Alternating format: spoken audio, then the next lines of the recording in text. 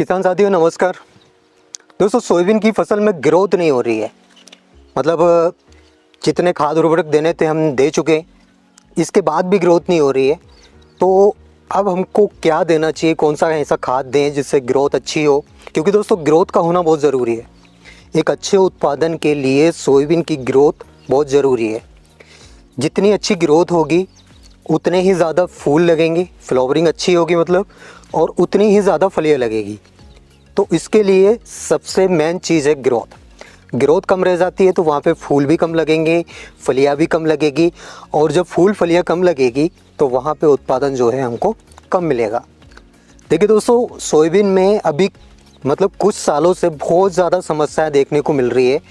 एक प्रकार से हम ये बोल सकते हैं कि जितना खर्च हम सोयाबीन की फसल में करते हैं वो शायद ही हम अन्य किसी फसल में करते होंगे। यहाँ पे क्या हो रहा है, खर्च तो हमारा बढ़ रहा है लेकिन उत्पादन हमको कम मिल रहा है।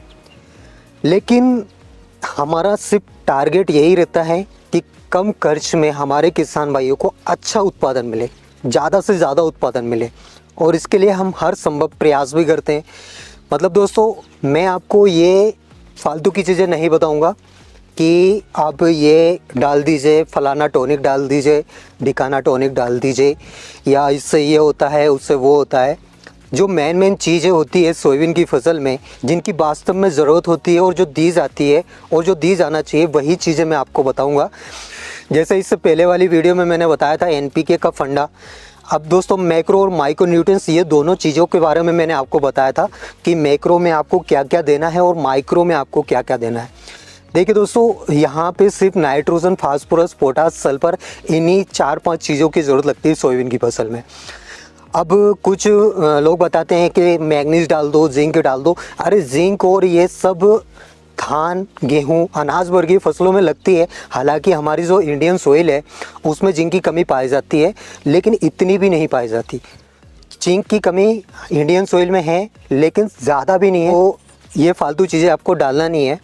अब ये ग्रोथ कैसे बढ़ाना है, देखिए दोस्तों, सोयाबीन की फसल में 3 चीज़ें बहुत ज़रूरी होती है।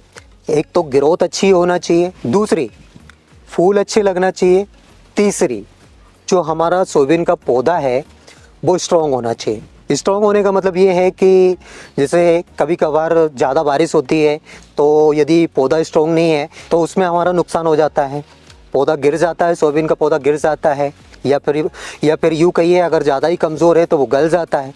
तो इसके लिए 3 चीज़ें बहुत ज़रूरी है। इसके लिए दोस्तों नाइट्रोजन, फास्फोरस, पोटास और सल्फर। अब रोगों का ऐसा है, रोग तो हम हालांकि क्षमता तो उसकी बढ़ा रहे हैं, सल्फर हम डाल रहे हैं, रोग से लड़ने की क्षमता हम बढ़ा रहे हैं। मतलब जो सल्फर का जो काम रहता है वो ये है कि रोगों से लड़ने की क्षमता बढ़ाना, सोयाबीन के पौधे में रोगों से लड़ने की क्षमता बढ़ाना। और जो फास्फोरस का जो काम है वो सोयाबीन के पौधे को स्ट्रॉन्ग बना के रखना, ताकि वो कितनी भी हवा तूफान चले या फिर पानी गिरे वो जैसा खड़ा है वैसा खड़ा रहे। और यहाँ पे नाइट्रोजन का काम है हाइट बढ़ाना। अब लेकिन एक और बात आपको ध्यान ये रखना है कि यदि आपकी फसल संघन है या फिर ज़्यादा हाइट ले रही है, पहले से कुछ वेराइटी ऐसी होती है सोयाबीन की जो ज़्यादा हाइट ले लेती है और कुछ वेराइटी ऐसी भी है जो कम हाइट लेती है, तो वहाँ पे भी आपको नाइट्रोजन देने से पहले इस बात का विशेषकर ध्यान रखना है कि भाई हमारी फसल में ग्रोथ कितनी हो रही है। ऐसा ना हो कि ज़रूरत से ज़्यादा ग्रोथ हो जाए, क्योंकि ज़रूरत से यदि ज़्यादा ग्रोथ होती है तो वहाँ पे भी दिक्कत है, क्योंकि आड़ी हो सकती है हमारी फसल। आड़ी यदि हो जाती है तो वहाँ पे एकदम जीरो साइज आपके दाने बनेंगे, तो उत्पादन वहाँ पे भी गिर सकता है। तो नाइट्रोजन देने से पहले आपको ये बात भी ध्यान रखना है कि हमारी फसल हाइट कितनी ले रही है, इसके बाद ही नाइट्रोजन दें। 19-19 का आप स्टार्टिंग में छिड़काव करवा सकते हो दोस्तों, बाकी फ्लावरिंग स्टेज पे आपको 19-19 का बिल्कुल भी छिड़काव नहीं करवाना है। और ये बात आपको विशेषकर ध्यान रखना है, काफ़ी किसान भाइयों के कमेंट थे कि सर 19-19 का फ्लावरिंग स्टेज पर हम छिड़काव करवा सकते हैं या नहीं करवा सकते। 19-19 में 19% जो है नाइट्रोजन पाई जाती है, और ये साफ साफ मना किया जाता है कि नाइट्रोजन का फ्लावरिंग स्टेज पे छिड़काव ना करें, क्योंकि यदि वहाँ पे आप छिड़काव कर सकते हो तो उसके विपरीत प्रभाव भी आपकी फसल में देखने को मिल सकते हैं। हो सकता है जो फूल लगे हैं वो गल के गिरने लगे या फिर जल जाए, क्योंकि नाइट्रोजन फ्लावरिंग स्टेज पे नहीं दी जाती। आप नाइट्रोजन के अलावा 52-34 इन सब का छिड़काव करवा सकते हो। और एक और बात आपको ध्यान रखना है, फ्लावरिंग स्टेज पे खरपतवार नाशक दवाइयों का भी छिड़काव नहीं करना है। अब ये खरपतवार नाशक दवाइयों का छिड़काव करते हो तो वहाँ पे भी आपको विपरीत प्रभाव देखने को मिल सकते हैं यदि आप फ्लावरिंग स्टेज पे खरपतवार नाशक दवाइयों का छिड़काव करवा रहे हैं। तो ये बातें आपको विशेषकर ध्यान रखना है दोस्तों।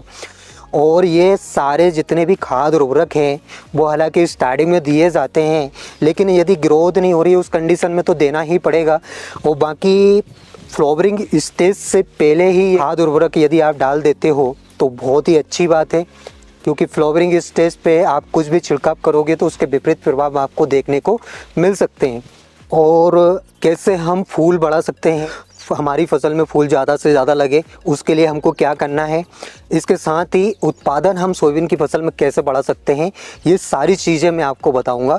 काफ़ी किसान भाइयों के क्वेश्चन थे, मतलब कमेंट आते हैं कि सर कीटनाशक में हम फफूंदनाशक मिला सकते हैं या फिर खरपतवार नाशक में फफूंदनाशक मिला सकते हैं, कीटनाशक मिला सकते हैं, तो कौन सी दवाई में आप कौन सी दवाई मिला सकते हो उसके बारे में भी मैं डिटेल में बताऊँगा। लेकिन दोस्तों ये सारी जानकारी देने से पहले एक छोटा सा निवेदन करता हूँ, एक छोटी सी रिक्वेस्ट करता हूँ। आपके लिए मैं इतनी मेहनत करता हूँ फिर भी आप चैनल सब्सक्राइब नहीं करते हो तो कहीं ना कहीं मेरे को बुरा लगता है। इसीलिए दोस्तों निवेदन है, जो किसान भाई इस चैनल पे पहली बार आए हैं और अभी तक चैनल को यदि सब्सक्राइब नहीं किया है तो नीचे आपको लाल अक्षरों में सब्सक्राइब बटन दिख रहा होगा, दबा लीजिए। और साइड में आपको बेल आइकन भी दिख रहा होगा, वो भी दबा लें ताकि सोयाबीन से रिलेटेड जानकारी आपको समय समय पे मिल सके।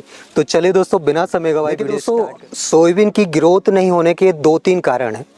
अब ये मेरे हाथ में आप सोयाबीन का पौधा देख रहे होंगे, ये हालांकि बहुत लेट बुआई की थी हमने, मतलब ये मान लीजिए 8-9 जुलाई को हमने इसकी बुआई की थी, जहाँ पे 25-26 जून को बुवाई हुई है। मतलब ये बोल सकते हैं कि जून के महीने में यदि आपके यहाँ पे सोयाबीन की बुवाई हुई है तो वहाँ पे आप देखोगे सोयाबीन की कुछ अलग ही ग्रोथ होगी।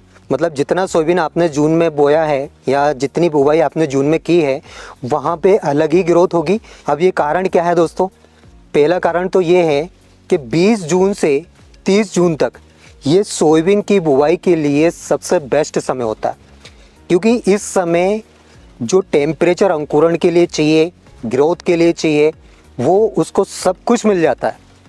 20 से 30 जून के बीच जहाँ जहाँ बुवाई हुई है वहाँ पे ग्रोथ भी अच्छी हो रही होगी और सोयाबीन का पौधा भी अच्छा होगा। एक कारण तो ये हो गया। अब दूसरा कारण है लगातार बारिश, मतलब बारिश यदि हो रही है, एक भी दिन धूप नहीं निकल रही है, तो उस कंडीशन में भी हमारे खेतों में जो है पानी भरा रहता है। अब पानी लगातार यदि हमारे खेतों में भरा है तो वहाँ पे जो है सोयाबीन का या कोई भी प्लांट ले लीजिए वो इतना ग्रोथ नहीं कर पाता। अब एक ही जगह पे पानी भरा रहेगा तो वहाँ पे जायज़ सी बात है ग्रोथ नहीं होगी, जितना है उतना ही रहेगा। जब वो पानी सूखेगा तब इसके बाद उसमें ग्रोथ स्टार्ट होगी। दूसरा कारण तो ये हो गया। अब तीसरा कारण ये है, हमारे किसान भाई जहाँ जहाँ पे नाइट्रोजन नहीं डाल पाए, मतलब नाइट्रोजन का मतलब ये है, देखो दोस्तों, एक तो इंडियन सोइल में पहले से ही नाइट्रोजन की कमी है। मतलब नाइट्रोजन और जिंक की हालांकि बहुत कम कमी है और लेकिन नाइट्रोजन की बहुत ज़्यादा कमी है। हालांकि इसमें राइजोबियम गांठें पाई जाती है जो नाइट्रोजन का एक अच्छा स्रोत है। मतलब सोयाबीन जितनी भी दलहन वर्गीय फसल है उनमें राइजोबियम गांठें पाई जाती है, छोटी छोटी। यहाँ पे आपको देखना है, इसमें तो अभी आपको दिख नहीं रही होगी क्योंकि मैंने उखाड़ा तो वो टूट गई है। आप 20-22 दिन का पौधा उखाड़ के देखना सोयाबीन का, तो उसमें आपको छोटी छोटी गांठें दिखाई देगी। तो एक तो वो कारण हो गया। हालांकि नाइट्रोजन की कम ज़रूरत पड़ती है सोयाबीन की फसल में, लेकिन दोस्तों फिर भी जितनी नाइट्रोजन सोयाबीन को चाहिए उतनी उसके लिए हमको ऊपर से नाइट्रोजन देना ही पड़ेगा। अब जहाँ पे हमारे किसान भाई नाइट्रोजन नहीं दे पाए तो वहाँ पे भी हो सकता है नाइट्रोजन की वजह से आपकी सोयाबीन की फसल ग्रोथ नहीं कर पा रही होगी। अब इसके लिए दोस्तों मैं ये नहीं बोल रहा हूँ कि आप टॉनिक डाल दीजिए, फलाना टॉनिक डाल दीजिए, ढिकाना टॉनिक डाल दीजिए। मैं टॉनिक रिकमेंड नहीं करता क्योंकि टॉनिक के रिज़ल्ट इस टाइप के होते हैं दोस्तों। हालांकि 4-5 दिन तक आपको फसल बहुत बढ़िया दिखेगी, मतलब जो कलर, जो पत्तियों का जो कलर है वो एकदम चेंज हो जाएगा और एकदम हरा भरा बना देगी पौधे को। लेकिन ये आपको सिर्फ 5-6 दिन तक ही दिखेगा। जो हम खाद उर्वरक देते हैं उनका रिज़ल्ट आपको टॉनिक की कंपेयर में 2 गुना मिलेगा। इसलिए मैं टॉनिक रिकमेंड नहीं करता। कभी भी मैं किसान भाइयों को कोई भी टॉनिक नहीं बताता कि आप फलाना टॉनिक या ढिकाना टॉनिक बता कि ये टॉनिक डाल दो, वो टॉनिक डाल दो। अब देखिए दोस्तों, ग्रोथ बढ़ाने के लिए सबसे बेस्ट तरीका तो ये है कि यदि आपकी फसल 30 दिन के अंदर की है और वहाँ पे ग्रोथ नहीं हो रही, ग्रोथ बहुत कम है, आपको लग रहा है कि हमारी सोयाबीन की फसल बहुत कम ग्रोथ कर रही है, तो यदि खेत में नमी है या थोड़ी बहुत भी बारिश हो गई है तो वहाँ पे आप 25 से 30 केजी प्रति एकड़ के हिसाब से यूरिया का छिड़काव करवा दीजिए। और एक और मज़े वाली बात बता देता हूँ दोस्तों, आजकल जो यूरिया आ रहा है उसमें 37% नाइट्रोजन आ रही है और इसके अलावा 17% सल्फर। मतलब वहाँ पे आपकी नाइट्रोजन की भी पूर्ति हो जाएगी, इसके अलावा आपको सल्फर देने की, अलग से सल्फर देने की भी ज़रूरत नहीं पड़ेगी। सल्फर भी उसमें मिक्स कर दिया है। पहले क्या था, सल्फर नहीं आता था, पहले सिर्फ नाइट्रोजन आती थी यूरिया में। अब उन्होंने नाइट्रोजन के साथ सल्फर भी मिक्स कर दिया है। ये तो हो गया ग्रोथ वाला। सोयाबीन में दोस्तों ग्रोथ नहीं होने का एक और भी कारण है। जैसे हमारे कुछ किसान भाई खरपतवार नाशक दवाई का जब छिड़काव करते हैं तो उसमें जब पानी की कमी रह जाती है तो वहाँ पे सोयाबीन में इफ़ेक्ट देखने को मिलता है। मतलब ऊपरी पत्तियाँ पीली पड़ने लगती है, कुछ जगह पे मुरझाने लगती है, कुछ जगह पे हाइट रुक जाती है। तो इस टाइप की समस्याएं खरपतवार नाशक दवाई डालने के बाद देखने को मिलती है, अक्सर देखने को मिलती है। तो वहाँ पे ग्रोथ रुक जाती है। तो इसके लिए दोस्तों, इसके लिए भी आपको नाइट्रोजन का छिड़काव करना पड़ेगा। अब ये खरपतवार नाशक दवाई जब दोस्तों आप डालते हो तो वहाँ पे मैंने बताया है आपको लगभग आपको 150 से 200 लीटर पानी की मात्रा रखनी ही है। यदि आप पानी की मात्रा कम रखते हो, मतलब आजकल क्या है, वो इंजन वाला पंप सबसे ज़्यादा ट्रेंड बना है और उसी से अक्सर हमारे किसान भाई दवाइयों का छिड़काव करते हैं। तो आप यदि दवाई का छिड़काव उससे भी कर रहे हो तो कोई भी दिक्कत वाली बात नहीं है दोस्तों, लेकिन पानी की मात्रा पूरी दो। मतलब एटलीस्ट 150 लीटर पानी हमारी फसल में लगना चाहिए दवाई में, इससे कम तो बिल्कुल नहीं लगना चाहिए। 150 लीटर यानी आप 5 पंप की जगह 6 पंप फेंको, डोज कम बना के फेंको, लेकिन पानी पूरा दो ताकि हमारी सोयाबीन की फसल में इफ़ेक्ट ना आए। क्योंकि इफ़ेक्ट यदि आता है तो वहाँ पे एक तो हाइट रुक जाएगी, इसके अलावा बहुत कुछ, मतलब ये कहिए कि 5% उत्पादन वहाँ पे गिर जाता है हमारा। तो इस बात का भी विशेषकर ध्यान रखें। पानी की पूरी मात्रा आपको देनी है। लगभग 200 लीटर पानी 1 एकड़ में जाना चाहिए, चाहे वो खरपतवार नाशक दवाई डाल रहे हो या फिर कीटनाशक डाल रहे हो या फिर फफूंदनाशक। देखिए दोस्तों, कीटनाशक भी यदि आप डालोगे और पानी कम लगाते हो, वहाँ पे पौधा पूरी तरीके से गीला नहीं हो पाएगा और वहाँ पे आपकी दवाई उतने अच्छे से काम नहीं करेगी, चाहे आप सिस्टमिक डाल रहे हो या कॉन्टेक्ट डाल रहे हो। ये इसके अलावा फफूंदनाशक डाल रहे हो तो उसमें भी पानी की ज़रूरत लगती है, इसलिए पानी की पूरी मात्रा आपको देना है। अब इसके अलावा दोस्तों आपको फास्फोरस और पोटास ये सब कब देना है उसके बारे में मैंने डिटेल में समझाया आपको इससे पहले वाली वीडियो में। यदि आपने नहीं देखी है तो चैनल पे जाके आप देख सकते हो।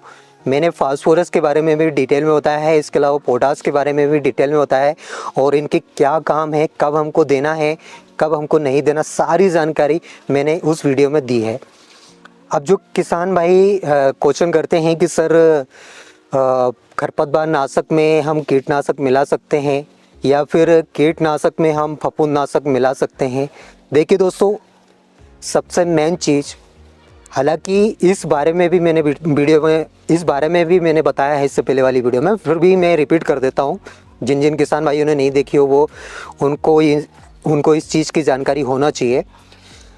सबसे पहली बात तो इस चीज़ को कोई भी अभी क्लियर नहीं कर पाया, चाहे वो कितना बड़ा वैज्ञानिक हो, इस चीज़ को अभी तक कोई भी क्लियर नहीं कर पाया कि भाई साहब आप खरपतवार नाशक में कीटनाशक मिला सकते हो या फिर कीटनाशक में फफूंदनाशक मिला सकते हो, कोई भी क्लियर नहीं कर पाया।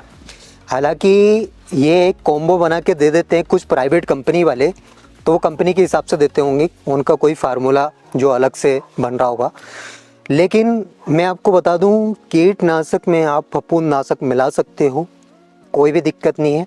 यदि आपको कोई भी डाउट लगे कि भाई इसको मिलाना चाहिए या नहीं मिलाना चाहिए, तो उससे पहले एक आप छोटा सा डेमो कर लें।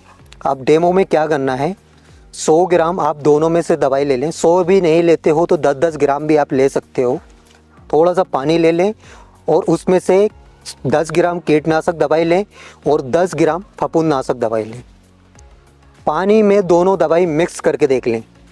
अब जब मिक्स करोगे, यदि दवाई फट जाती है या बेकार हो जाती है तो आप समझ जाइए कि ये मिश्रित नहीं हो सकती। और यदि उसमें कोई भी प्रक्रिया नहीं हो रही है, मतलब जैसी है एकदम सफ़ेद हो रही है और फट नहीं रही है या कोई भी परिवर्तन नहीं हो रहा है, तो आप समझ जाइए ये मिश्रित हो सकती है। मतलब ये एक खुद से आप प्रैक्टिकल कर सकते हो, आपको कोई डाउट लगे तो। बाकी आप फफूंदनाशक में कीटनाशक मिला सकते हो। बस आपको ध्यान ये रखना है, कभी भी भूल के से खरपतवार नाशक में कीटनाशक दवाई मिश्रित मत करना, वहाँ पे आपकी दवाई बेकार हो जाएगी, फट जाएगी। इस बात का विशेषकर ध्यान रखना। बाकी आप फफूंदनाशक में कीटनाशक मिला सकते हो। इसके अलावा एक और चीज़ आपको ध्यान रखना है दोस्तों, फ्लावरिंग स्टेज पे कभी भी नाइट्रोजन का छिड़काव बिल्कुल मत करना। काफ़ी किसान भाइयों के कमेंट थे कि सर फ्लावरिंग स्टेज पे 19-19 का छिड़काव कर सकते हैं या नहीं कर सकते। बिल्कुल भी मत करना, 19-19 का छिड़काव आपको फ्लावरिंग स्टेज पे बिल्कुल भी नहीं करना है। तो आई होप दोस्तों आपको मेरे द्वारा दी गई जानकारी समझ आई होगी, वीडियो पसंद आई होगी। वीडियो अगर अच्छी लगी हो तो एक लाइक, और जो किसान भाई इस चैनल पर पहली बार आए हैं और अभी तक चैनल को यदि सब्सक्राइब नहीं किया है तो नीचे आपको लाल अक्षरों में सब्सक्राइब बटन दिख रहा होगा, दबा लीजिए। साइड में आपको बेल आइकन भी दिख रहा होगा, वो भी दबा लें ताकि सोयाबीन से रिलेटेड जानकारी आपको समय समय पे मिल सके। तो आज के लिए इतना ही काफ़ी है दोस्तों। मिलते हैं नेक्स्ट वीडियो में नेक्स्ट टॉपिक के साथ। तब तक के लिए tata bye bye, take care, धन्यवाद दोस्तों।